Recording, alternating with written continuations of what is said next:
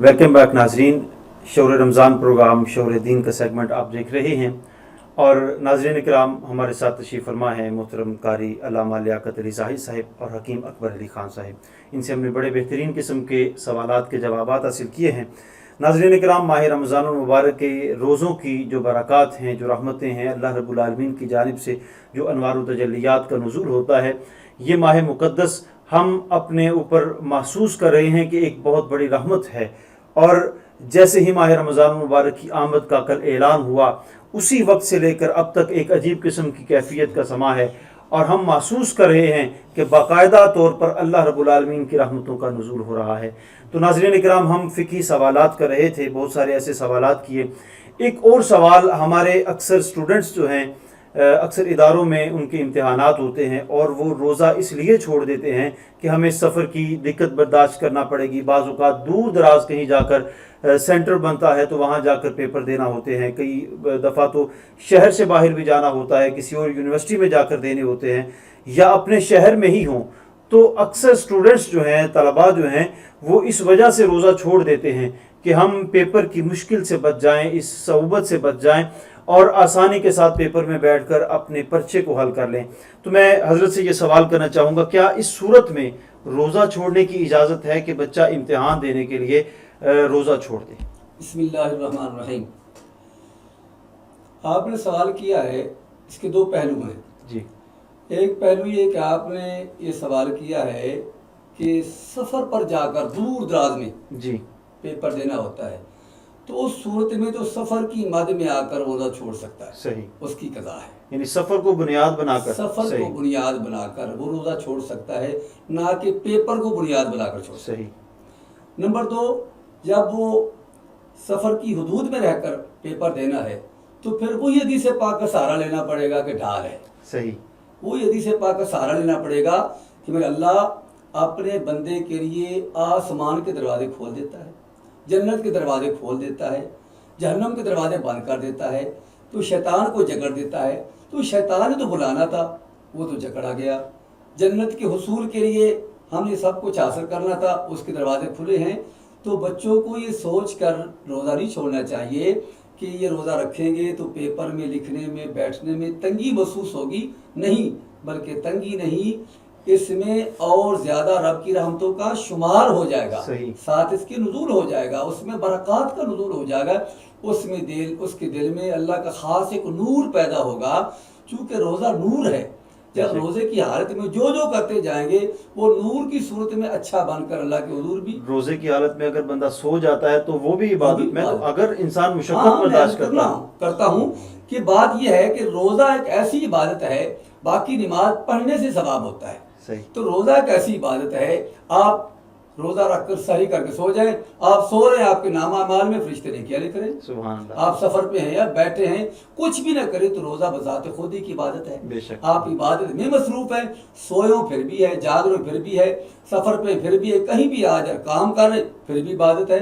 तो रोज़ा ही ऐसी बात, इसीलिए फरमाया ना कि हर चीज़ की जज़ा जन्नत है और रोज़ेदार की जज़ा मैं खुद हूँ। बेशक, बेशक। इसीलिए फरमाया ना कि रोज़ा एक ऐसी इबादत है, बाकी नमाज पढ़ने से महसूस होता है कि वो नमाजी खड़ा है, ये जिहाद पर तलवार लेकर खड़ा है, मुजाहिद है, ज़कात देने वाला पैसे बांट रहा है, वो नज़र आ रहा है, हज करने वाला तवाफ़ काबा कर रहा नज़र आ रहा है, बाकी हर चीज़ नज़र आ रही है। रोज़ा एक ऐसी इबादत है जो रब और बंदे के दरमियान एक राज है। बेशक, रब और बंदे के दरमियान एक राज है, ना बताए कोई महसूस नहीं कर सकता, लेकिन अल्लाह जानता है, फिर खुश होता है। अल्लाह फरमाता, फरिश्तों देखो तुम कहते थे कि ना पैदा फरमाओ, ये फसाद करेंगे, खून रजियाँ करेंगे, वला तुफसिदू फिल अर्द, ये फसाद करेंगे, खून रजियाँ करेंगे, ये करेंगे। अब देखो ये बंदा सब कुछ होने के बावजूद ना खा रहा है, ना पी रहा है, अपनी शहावत पे कंट्रोल रखे वक्त गुजार रहा है, क्योंकि इसे यकीन है कि मैं इसे देख रहा हूँ। काश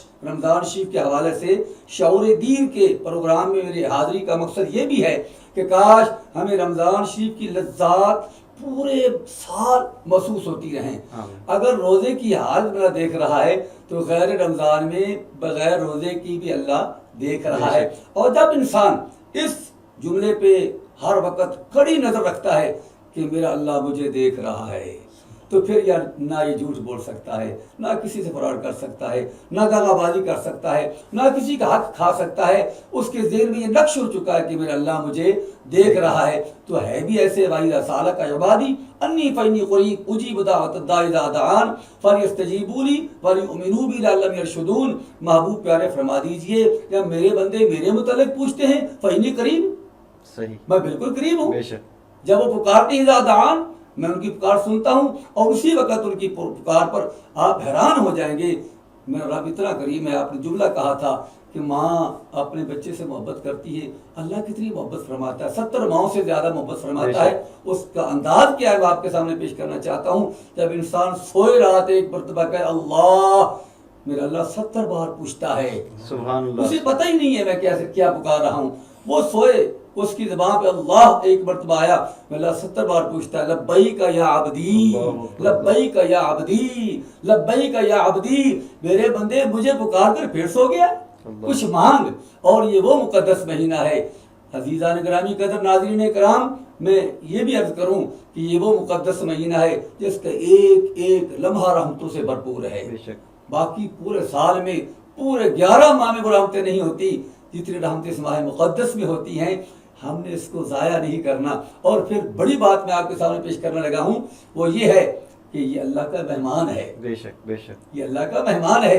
تو کوئی بھی مہمان آتا ہے اب اسے ریسیو بھی کرتے ہیں، اس کی خدمت بھی کرتے ہیں. ہم ادھر آئے، آپ نے محبت فرمائی، بٹھایا ہے، نشستیں دی ہیں، آپ نے محبت فرمائی، اپنی بساط کے مطابق آپ نے محبت کے اظہار کمال کا کیا ہے. لیکن جو اللہ کا مہمان آئے تو اس کی قدر کرنے والے جب قدر کرے گا میرا اللہ اس پہ کتنا راضی ہوتا ہے. آپ نے یہ بھی سنا ہے جب کوئی سائل دروازے پہ آتا ہے تو کیا کہتا ہے، گھر والے اللہ تیرے بچوں کی خیر کرے، اللہ تیرے بچوں کی خیر کرے. اس پر مجھے ایک حدیث پاک اور وقت اجازت دیتا ہے تو میں عرض کر دوں.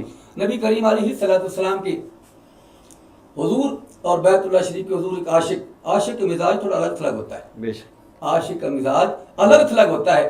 وہ اللہ کے حضور جا کر کہا الصلوۃ والسلام علیک یا رسول اللہ، تو سات طواف کرنے والے کہتے بھائی یہ کیا پڑھ رہے ہو، لبیک لبیک اللہم لبیک پڑھو، تم ادھر الصلوۃ والسلام علیک یا رسول اللہ پڑھ رہے ہو. وہ کہتا بھائی تو میری بتا، یہ میرا اور اس کا معاملہ ہے. صحیح، اچھا. وہ ساتھ رہا. جب حضور کی بارگاہ میں گیا تو وہاں جا کر کہتا اللہ اللہ اللہ. وہ کہتا یار معاملہ الٹ کر دیا ہے، جو ادھر پڑھنا تھا ادھر پڑھ رہا ہے، جو ادھر پڑھنا تھا ادھر پڑھ رہا ہے. وہ کہتا ہوں پاگل تمہیں پتہ نہیں چلا، حقیقت میں بات یہ ہے ادھر اس کے یار کو راضی کر رہا تھا اور ادھر اس کے یار کو راضی کر رہا ہوں. یار کی تعریف سن کر یار راضی ہوتا ہے. ادھر محبوب کی تعریف کر رہا تھا تو اللہ راضی ہو رہا تھا، ادھر اللہ کی تعریف کر رہا ہوں تو محبوب راضی ہو رہے ہیں. مقصد بات کرنے کا یہ ہے کہ جب انسان اپنے رب کے قرب میں آ جاتا ہے تو پھر کیا ہوتا ہے، میرا اللہ اس سے راضی ہو جاتا ہے. اور اللہ کی رضا کا بہترین یہ انعام ہمیں نصیب ہوا ہے کہ لمحے زندگی میں بار بار آیا نہیں کرتے. تو عاشق تو ہر لمحہ اپنے محبوب کی اداؤں کا متلاشی رہتا ہے. وہ تو کہتا ہے تصور میں تیرے ہر شے پہ یوں نظریں جماتا ہوں، نہ جانے کون سی شے میں تیرا دیدار ہو جائے. وہ تو ہر وقت اپنے محبوب کے دیدار کا متلاشی ہوتا ہے. تو ناظرین کرام، انہی باتوں پہ میں اتفاق کرنا چاہتا ہوں اور میں سمجھتا ہوں کہ ہمیں یہ ماہ مقدس ملا ہے، ہمیں اس سے مکمل فائدہ اٹھانا چاہیے. تراویح کمزوری کی بنا پر نہ چھوڑیں. آپ محسوس فرمائیں گے تراویح اتنی کمال کی عبادت ہے، اتنی کمال کی عبادت ہے. تو کون چاہتا ہے کہ میں اپنے محبوب سے ذرا جدا ہو جاؤں؟ ہر محب کے سامنے محبوب، ہر محب کے سامنے محبوب، ہر محبوب کے سامنے محب چاہتا ہے کہ میں زیادہ وقت اپنے محبوب کے سامنے حاضر رہوں. تو زیادہ وقت حاضر رہنے کا ایک ہی سبب ہے، تلاوت کلام پاک کثرت سے کی جائے، نوافل کی کثرت کی جائے، تراویح کی صورت ہو یا دیگر صورتوں میں پیش ہوا جائے اور زیادہ وقت باوضو رہا جائے تاکہ مالک حضور زیادہ سے زیادہ خوبصورت حاضریاں ہو سکیں. اللہ کریم جل وعلا کے حضور دعا گو ہوں مالک کائنات مجھے اور جملہ میرے ناظرین کرام کو اس ماہ مقدس کے تمام تر جو فیوض و برکات ہیں ان کو حاصل کر کے اس کو زندگی کی بنیاد رکھ کے زندگی کا پہلا قدم آج سمتے ہوئے زندگی گزارنے کی توفیق کامل نصیب فرمائے. آمین. وآخر دعوانا الحمدللہ. माशाल्लाह बहुत प्यारे अंदाज में इस सवाल का जवाब दिया कि इम्तिहानात में अक्सर बच्चे इसलिए पेपर देने के लिए जाते हुए रोज़ा नहीं रखते कि हमें मुश्किल होगी, तो जितनी मुश्किलात बर्दाश्त करेंगे उतना ही आला अजर मिलेगा। आप देखते हैं हमारी तारीख़ इस बात की शाहिद है, सहाबा किराम ने कितनी मुशक्क़तें बर्दाश्त की हैं, और ग़ज़वा बदर वो भी इसी माह मुक़द्दस में था। रोज़े की हालत में मुसलमानों ने जिहाद किया, हुज़ूर के शाना बशाना खड़े रहे, और जिहाद जैसी अजीम इबादत जो इतनी मुशक्क़त वाली इबादत है वो रोज़े की हालत में उन्होंने गुजारी है। फिर फ़तह मक्का के मौका पर सफ़र करके आए हैं, और हालांकि इजाज़त थी लेकिन रोज़ा की हालत में आए हैं। सफ़र की हालत में बेशक इजाज़त थी, लेकिन सहाबा इकराम और हमारे अकाबिरीन का ये मामूल है, अगर सेहत इजाज़त देती थी तो वो अल्लाह का कुर्ब हासिल करने के साथ साथ अल्लाह को राज़ी करने के लिए वो रोज़े का अहतमाम किया करते थे। हालांकि इजाज़त थी लेकिन फिर भी वो अजीमत पे अमल करते हुए अल्लाह का कुर्ब हासिल करने के लिए कितने आगे तक चले जाते थे, और हर एतबार से ये देखा करते थे कि वो कौन सी अदा है कि अल्लाह हमसे राज़ी हो जाए। तो नाज़रीन इकराम, मैं आखिरी सवाल हकीम अकबर अली खान साहब का शामिल करना चाहूँगा। सवाल ये है कि अक्सर जो हज़रात होते हैं तो उनको पूरा दिन ये हालत रहती है, या बाज़ बीमारियों की वजह से या आम रूटीन में उनको क्या आने का खदशा रहता है, तो रोज़े की हालत में वो सहरी के वक्त कौन सी ऐसी चीज़ खाएँ कि जिसके साथ पूरा दिन वो या कुछ लम्हात जो है वो आसानी के साथ बसर कर सके, कि उनको उल्टी ना आए, क्या ना आए। बिस्मिल्लाहिर्रहमानिर्रहीम। ऐसी सूरत में ऐसी ग़िज़ा खाई जाए जो जल्द हज़म हो जाए लेकिन ग़िज़ाइयत वाफर दे। सही। यानी अगर एक रोटी में 200 कैलोरीज हैं तो एक चम्मच खाने से 200 कैलोरीज मिल जाए। इंसान कमज़ोर भी नहीं होगा, मैदा नहीं भरा इसलिए रोटी भी नहीं आएगी। उसके लिए बेहतरीन यही है, खजूर इस्तेमाल करें या खजूर का जैम तैयार करके इस्तेमाल करें, बादाम की गिरियाँ और खजूर मिक्स करके इस्तेमाल करें।